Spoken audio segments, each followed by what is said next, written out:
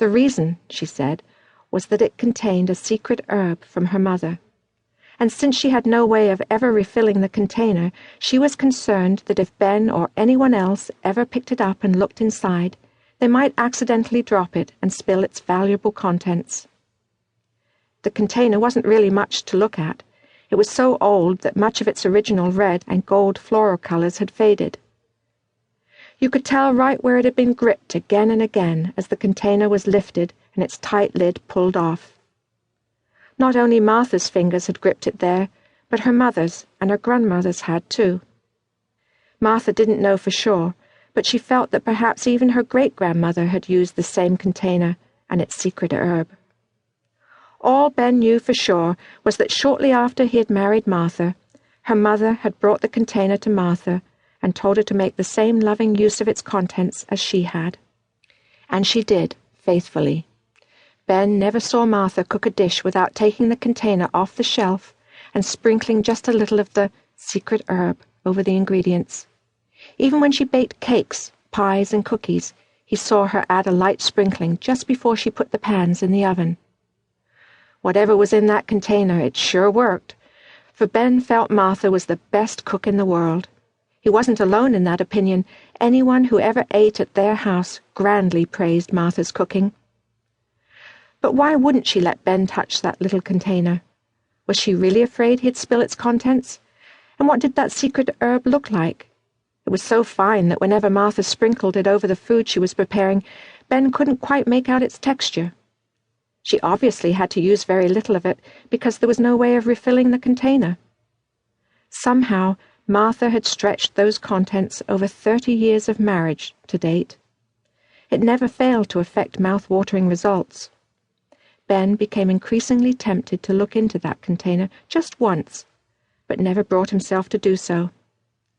Then one day Martha became ill.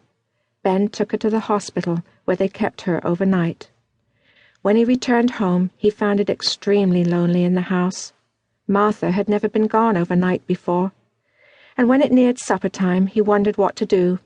Martha had so loved to cook, he had never bothered to learn much about preparing food. As he wandered into the kitchen to see what might be in the refrigerator, the container on the shelf immediately came into view. His eyes were drawn to it like a magnet. He quickly looked away, but his curiosity drew him back. What was in that container? Why wasn't he to touch it? What did that secret herb look like? How much of it was left? Ben looked away again and lifted the cover of a large cake pan on the kitchen counter. Ah! There was more than half of one of Martha's great cakes left over. He cut off a large piece, sat down at the kitchen table, and hadn't taken more than one bite when his eyes went back to that container again. What would it hurt if he looked inside? Why was Martha so secretive about the container anyway? Ben took another bite and debated with himself. Should he or shouldn't he? For 5 more big bites he thought about it, staring at the container. Finally, he could no longer resist. He walked slowly across the room and ever so carefully took the container off the shelf, fearing that, horror of horrors, he'd spill the contents while sneaking a peek. He set the container on the counter and carefully pried off the lid. He was almost scared to look inside. When the inside of the container came into full view, Ben's eyes opened wide. Why?